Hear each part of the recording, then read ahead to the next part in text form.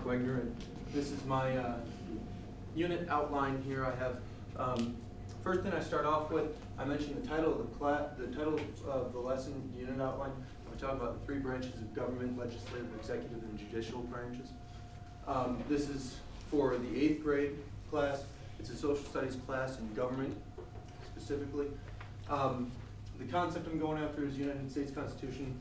We've got small and large group discussions, comparing and contrasting the three branches of government. The target audience is obviously small individual small groups, and then the class as a whole. Each class period is about 50 minutes long, so that's kind of the goal time that I was going for in each of the classes. On the next part here, I went down, preparing to teach, mentioned the goals, state standard goals and benchmarks that I'm to meet. The first one's understanding political systems with emphasis in the United States, and describes the responsibilities shared and limited by the United States federal government. And then the Illinois Constitution as well. I don't really mention it in this class, in this particular unit. I'm more focused on the United States separation of power. My class structure is pretty much the same. I start with the focusing activity. I then move to the instruction to the class, which is me lecturing, and then we have the model and the group work or student work that they would do in class. And then any independent work I would mention to them, and then the evaluation would all happen afterwards. So that's the essential outline that I followed throughout. I made this video playlist. This has all the videos that I need for the whole outline of the unit. And it's in order of the videos that I would use. For instance, the first one, on the first day, I'd show 4 different videos, each introducing the students to the overall general picture of the federal government, the executive branch, the legislative, and then the judicial branch. Generally, this is going to be my focusing activity. I would show the video in front of the class, and then I would also mention a few things to the students. For most of the videos, I also personally made a worksheet to go along with the YouTube videos, which they'd be able to fill out the, like it's a fill-in-the-blank worksheet. They'd fill in the blanks, and at the end they would hand it in to me. For the next day, I would grade it and then hand it back to them, just to make sure that they're paying attention to the video, making sure everything's still going on. This is how I have it marked off in days, and this day would go along with the class period. Start with the focusing activity. This is when they would come in, they take their sheets. I pass out the worksheets. If they had anything due the day before, I would collect that. And then I would start the video. This also gives me time to take attendance, the videos would, and stuff like that. So I feel it would be very good focusing activity. And then when I'm able to, I'd be able to jump in and interject in a few things, mentioning to the class as a whole. In this specific focusing activity, once they finish the videos, we would exchange the papers among the students. They would grade their own and then hand it in to me. I would record the grades and hand it back to the students. Underneath my description of the focusing activity, I have the links in the videos that I would be watching, so that way it's right there to show in case I have a substitute or something like that. Everything's right in line. Next part, I mentioned the purpose, why I would be doing the worksheets, why I have them watching YouTube videos. It's just so they can get, in this case, a basic understanding of the federal government and a base knowledge where we will be going more in depth within the next 2 weeks. This is something I would also mention to the classes, telling them this is kind of where we're going, this is why we're watching the videos and why you're having to learn this. In the instruction part, this is where I would introduce each of the branches. In this specific day, I would introduce the branches of government. I'd give them a brief overview of what each branch does and who's involved in each branch. For instance, the executive is the president, and I would ask them who the president is. Hopefully they respond with President Obama, stuff like that. getting them to realize that they have a base knowledge already of what we will be talking about. We're just going to try and make it more in-depth and expand their knowledge throughout the 2 weeks.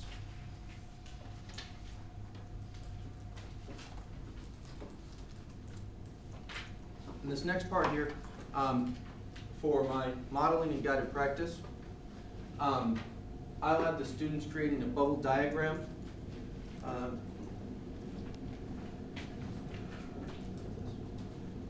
This bubble diagram I use would look something like this. And then they'd have the executive, the judicial, and the legislative branches. Within each of the bubbles, they would mention what they would know about the branches, the 3 branches of government. They would write that down, what each branch kind of has a power of, who's in charge of that branch, the information that I kind of just gave in the instructional part. In this, they would work in small groups. I wouldn't be instructing them what to put in there so much as they would be instructing themselves, and they'd be going through their textbook and trying to find the different answers to what they would find out, what they would already be able to know by themselves. This worksheet I would have them keep.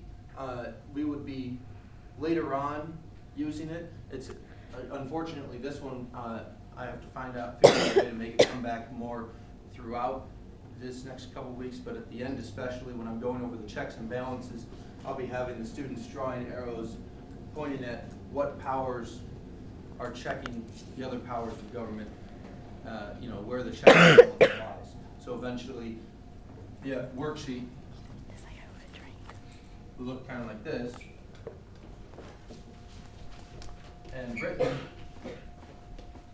on the arrows would be the power that, for instance, the judiciary has over the executive, and what the judiciary would have over the legislative. The check for understanding I have, that's just making sure that the students, I walk around the classroom, make sure the students are filling in the bubbles and that they know what they're supposed to be doing. They know kind of the basic knowledge of each of the branches. Their independent practice, this is where they go read the introduction of, in their book, they read the introduction in their textbook, and then they can write down more stuff as they find out more about the 3 branches of government. The second day, I would have the instructional focusing activity again, where I would first I would collect their worksheet assignment that they had made the previous day, and I would check that to make sure that they are doing it and that they have added more stuff throughout the day. This is while they're watching the YouTube video that I would have for them to do. You get a base knowledge of the executive branch. Then I would go into the instruction on the executive branch, mentioning the powers of the president, mentioning that the president has people under them, the vice president, the departments underneath the president, what the president does as far as foreign and domestic, that'd be, you know, basic knowledge, not going too in depth, so I'm overwhelming, these are only 8th graders, but still giving them kind of the base. Then we'd have the modeling and guided practice. For this particular one, I would give them a worksheet with 3 different people running for president. Oh, I'm sorry, I forgot to mention something else. Up in the instruction, I would mention to them the requirements for that position. You have to be X years old, you have to be a citizen of the United States, all that jazz. In the modeling guided practice for today, I would have give them a worksheet where there are 3 different presidents running, and then have them describe why that person can't run for president. I'd have someone that's 20 years old, I'd have someone that was born in Canada, and then maybe something different that I would have in there as well. And they would describe why that person can't run for president, and describe, you know, would they have to wait? Are they ever going to be able to run for president, or are they good to run for president? In this check it for understanding, would make sure that they're filling out the worksheets properly. At the end of the class period, I'd collect the worksheets that they have finished. So I would have the next day to grade them and hand them back to us, day 3 and day 4. The reason I have it, I would again, instruct the students on what they should know, instruct the students what I'm wanting them to learn. But The main part of this is the model that I'll be doing in the classroom. We're going to be doing a role-playing model. I, being the teacher, will be the President of the United States of America, and I'll appoint different groups to be a vice president, someone be a vice president, somebody be Secretary of Defense, someone be a Secretary of Treasurer, and so on. In those groups, I'll have people assigned to the Secretary of Treasurer, Vice President, and everything like that. So they're working in small groups with one person being the lead of that group.